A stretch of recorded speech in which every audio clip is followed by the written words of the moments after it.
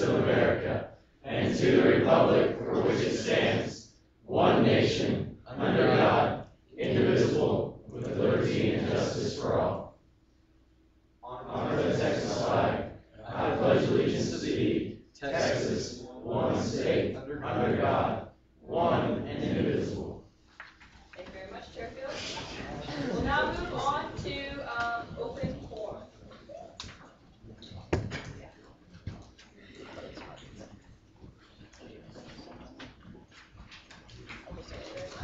Starting with Stephen Herman.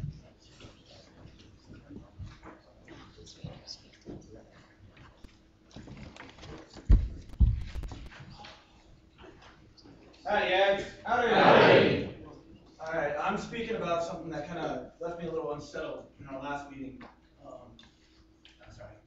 In our last meeting, it was more about the bills that were presented, and it was the preparation that was put before. And what was said was that we were scared to talk to the administration. And I just wanted to say my argument why preparation and putting forward all the effort beforehand before just giving an idea is necessary. And first of all, I believe it's a common courtesy. We need to put forward these bills to the administration with a lot of preparation because it's common courtesy. They don't want to just give ideas. I'm sure they've heard plenty of ideas. Everybody knows about the sidewalks. And on top of it, it's honestly backing our own opinion, and it's with specialist opinion. So on top of that, we're looking at giving a bill to them with some sort of legitimacy. And part of the Senate is being legitimate, and we need to up our legitimacy and give forth an opinion that has some merit behind it.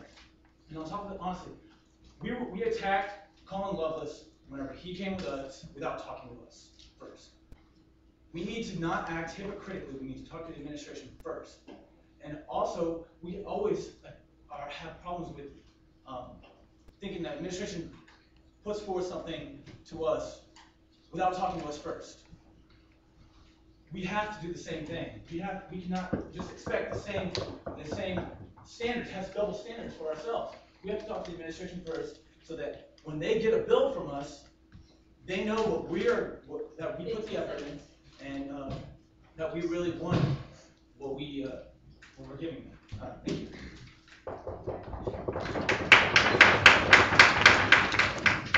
Next, Sarah Russell with the MS.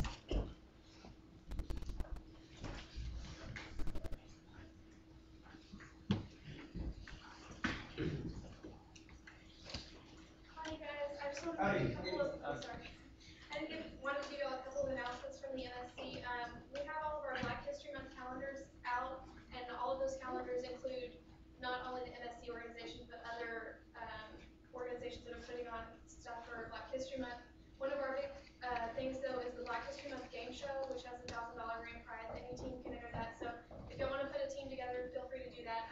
The Muslim Black Awareness Committee is doing that. Also, I wanted to mention that Opus is putting on another show.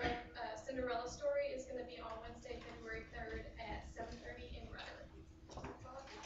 Thank you very much.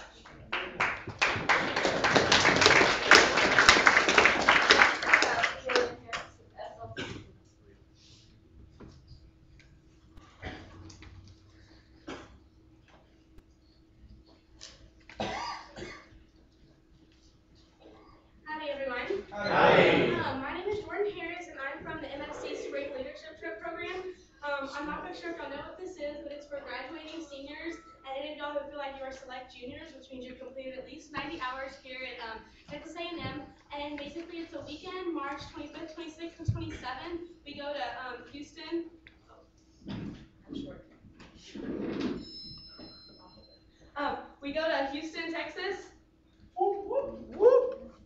And what we do there is we go and we visit everything from businesses to having socials with one another. We do a community service event, and it's really something for you seniors to get out there and say, wow, we finished and we want to show ourselves off. You bring a resume to all the different companies we go to, everything from NASA to Exxon to law firms. We go everywhere. everywhere, Texas Children's Hospital. There's a lot of things we do. So I just wanted to inform you all that the applications are now available on slt.tamu.edu or at the MSC website, and they're going to be due on February 8th at 8 p.m. upstairs in the SPA. So thanks again.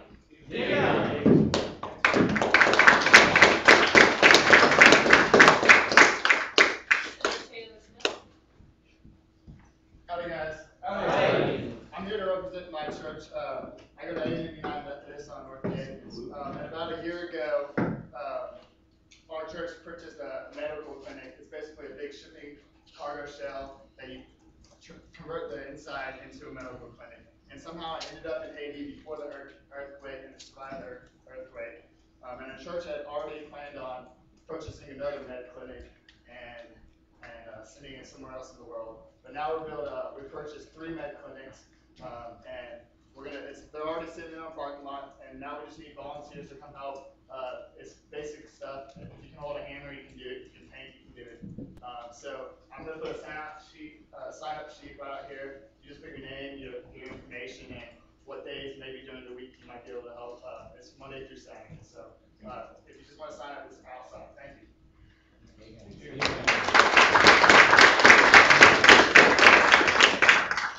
we have Mike Simmons.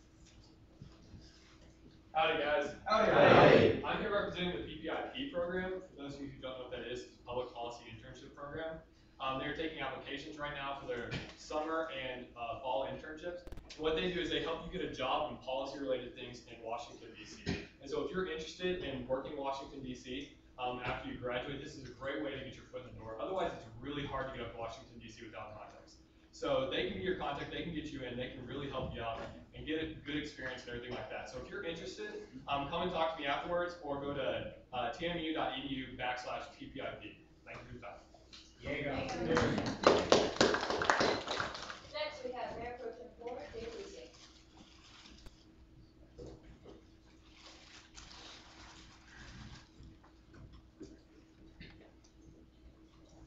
Well, howdy. Howdy.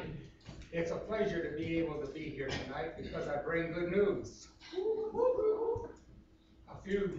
A couple of years ago, we had a task force that came together to look at how we might be able to improve the relationships between the students who are living out in the neighborhoods and the residents of those neighborhoods. That task force included people from the Student Senate as well as folks from other walks of life. Today, I'm here to tell you that this last fall, we had a whole lot less reports about any kind of infractions than we've ever had.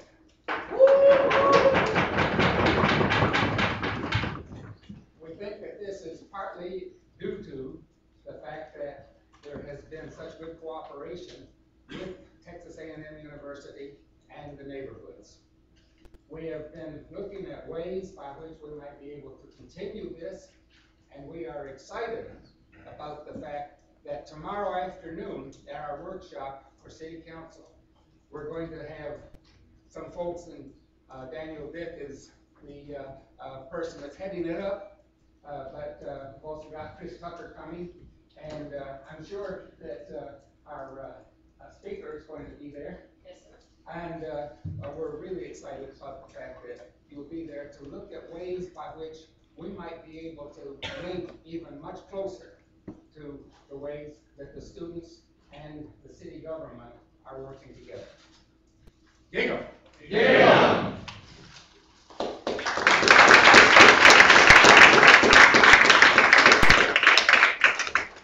Next, we have Jeff Mills.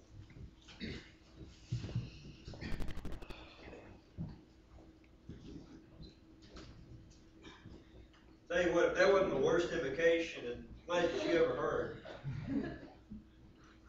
I'm pretty bad on the spot sometimes, I apologize about that.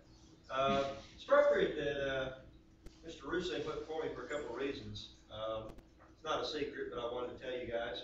I'm running for city council. Place 2, it's James Massey's seat. He's retired, not gonna run again.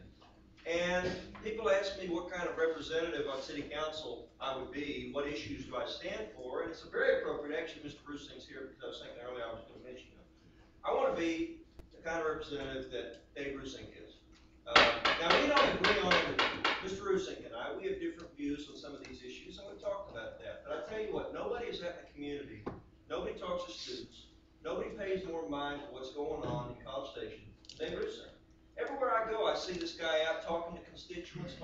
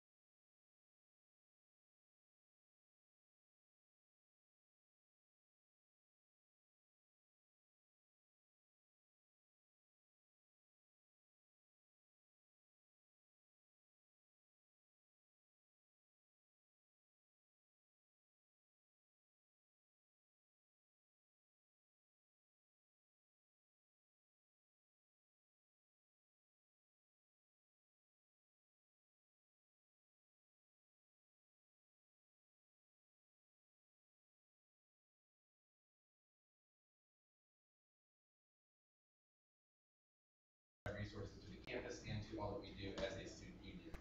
You can go to apply.msc.ta.edu. No previous experience is needed on some positions, and we encourage you to really apply and develop your leadership there. Next, I want to talk about some Haiti relief efforts that the MSC is doing with a variety of student groups here on campus. We met together last night. We have a couple programs that we're looking at. I guess you could say the campaign that we're doing is called 12 Days for Haiti. There's a variety of student groups, including some student government groups and MSC groups that will be involved. From the MSC side, we have a symposium in which we're bringing in 2 professors, one from the Bush School who has expertise in disaster management. We're also bringing someone from Washington, D.C. who is an expert in Haiti. It's an idea to educate and make people aware of what is Haiti like, what is the disaster situation there, and give you information on what's going on there. There's also an Haiti benefit relief concept that's being put together, and I think the Student Engineering Council is also putting things together. We will have some marketing pieces out soon. We'll hopefully get something next week, so look for that. But it's a unified version for us as A&M students to bring about relief, awareness, and educate ourselves on what's going on. Thanks again. Yeah.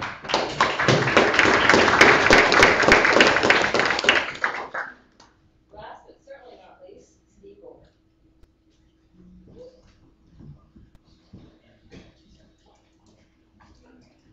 Howdy guys. In keeping with tradition, I'd like to read the mission statement. The Texas A&M University Student Senate represents all students in order to enhance the Texas A&M experience within our university and communities through research, legislation, and advocacy in accordance with the core values of our institution. Dig. Yeah.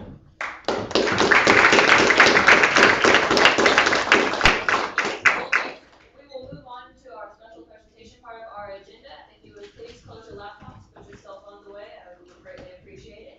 We're going to start out with Mr. Neil Riddle and Mr. Maury Jacob with TechSoc to give us a presentation about North Bay Innovations.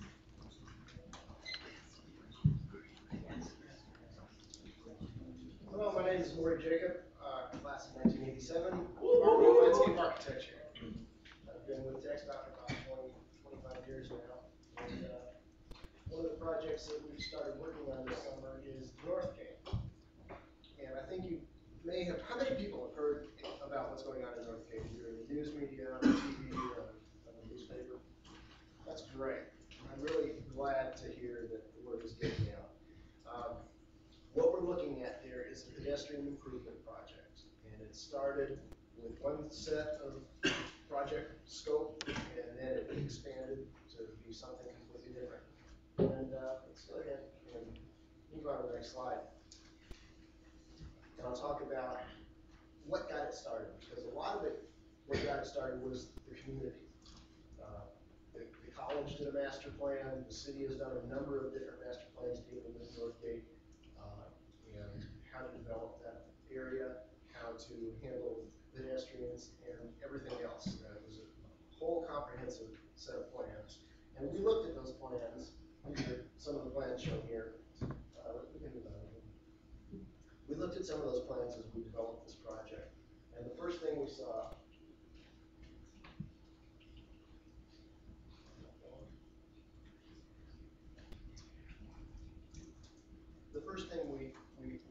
was we had a couple of issues down at the Moyet and Weldon Road corridors. And it was, the problem was that as you come off Weldon Road and you come down onto University Drive, those right turns are fast, whether you're entering or exiting. And coming into a multi-lane area, and there's a driveway on the university side, and there's lots of things going on at once. And so we decided that the first thing we needed to do was slow down that traffic. I found that out. I'll get back to that in a minute. We looked at a couple things. Pedestrian safety crossing University Drive. That's really the highest priority issue. That was identified in this master plan that we were talking about. We've got long multi-lane crossings. The road is 7 lanes wide. No medium refuges, especially at College Main, which we've identified as the tightest intersection. It's the narrowest there, and it's got a lot of other problems. Limited sidewalk queuing. That means as you approach the side of the street to get across,